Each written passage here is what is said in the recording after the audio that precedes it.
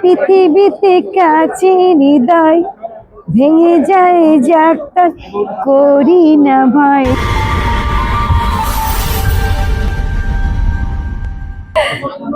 প্রিয় দর্শক, এই মুহূর্তে আমি আছি এফডিসিতে। আজকে ফিল্ম ক্লাবের নির্বাচন হচ্ছে, আর এফডিসি প্রাঙ্গণে অনেক তারকারা এসছে, খুব জমজমাট অবস্থা। এই মুহূর্তে আমার পাশে আছে, আপনারা দেখতে পাচ্ছেন, আমাদের প্রিয় নায়িকা রঞ্জিতা। কেমন আছেন আপনি? আসসালামু আলাইকুম। ওয়ালাইকুম আসসালাম। আপনাদের আসসালামু আলাইকুম, শুভ দুপুরের শুভেচ্ছা। আমরা বর্তমানে আছি জয়রান কালালাবের সামনে। এই নির্বাচন উপলক্ষে সব আসে, তারকারা আসে, সবাই আসে, এফডিসি প্রাঙ্গণ মুখরিত হয়ে ওঠে।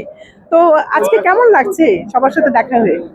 আমার তো খুব ভালো লাগছে আপনাকে, কারণ আমার কাছে মানে মনে হয় যে আমরা নায়িকা এমনি, উনাকে দেখলে মনে হয় উনি মানে শ্রেষ্ঠ নায়িকা। আরে না, সাধারণ আমার খুব পছন্দের একজন মানুষ। আর এখানে মানে আমাদের তো বছরে শুধু ইলেকশনের সময় সবার সাথে দেখা হয়, মনে হয় একটা ঈদ পুণ্যমিলনী, সেই আনন্দটা অনুভব করছি। 2 বছর পর পর আবার সামনে শিল্পী সমিতি নির্বাচন আসছে আমাদের, আর আজকে আমাদের ফিল্ম ক্লাবের নির্বাচন। 2টা প্রার্থী, আপনার নজরুল ভাই, অপূর্ব রায়, আর এখানে শামসুল আলম, জাহাঙ্গীর শিকদার প্যানেল, 2 প্যানেলে আছে।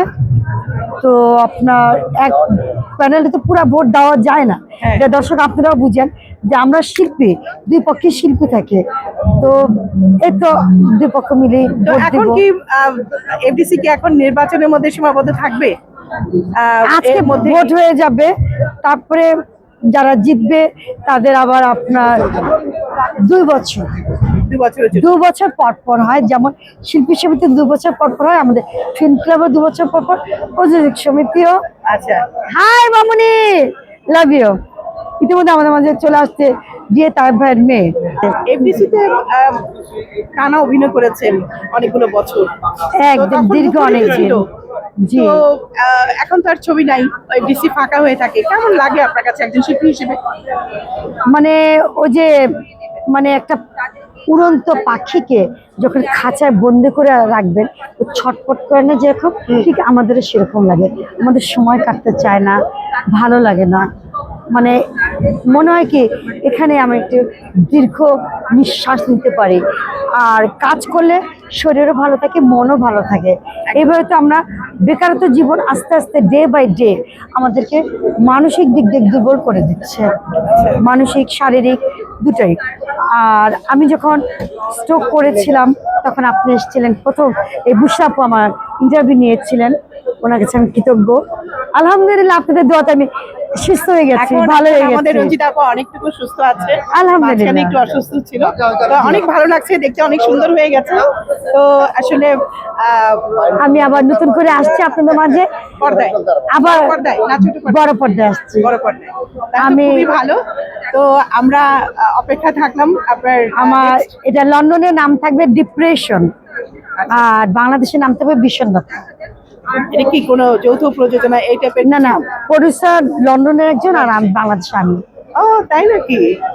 ও আচ্ছা আচ্ছা, জি। তো খুবই ভালো খবর, অনেকদিন পর আপনাকে দেখবো পর্দায়, ইনশাআল্লাহ। তো আপনি নিয়মিত কেন কাজ করছেন না? আপনি তো কাজই তো হচ্ছে না, কাজ না হলে কেমন করবো? আপনি তো নাটকও করেছেন, ছোট পর্দায় কাজ করেছেন। আগে বিটিভির আমি অ্যানালিস্ট, দীর্ঘ 17 বছর ধরে আমার বিটিভিতে কোনো অনুষ্ঠানই নেই, অথচ আমি একজন অ্যানালিস্ট আর্টিস্ট। আচ্ছা আচ্ছা, তো সবাই তো রঞ্জিতা আপুকে চেনে পাথরের পৃথিবীতে কাছের হৃদয়। একটু গানটা 2 লাইন শুনবো নাকি এই মুহূর্তে? পাথরের পৃথিবীতে কাছে হৃদয় ভেঙে যায় যাত্রা করি না ভাই, তবু প্রেমের তো শেষ হবে না, তবু প্রেমের তো শেষ হবে না।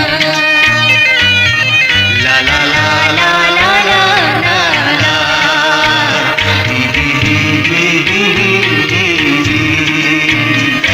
আপনাদের প্রিয় চ্যানেল বুশরা চ্যানেল, বুশরা চ্যানেলের সঙ্গে থাকুন।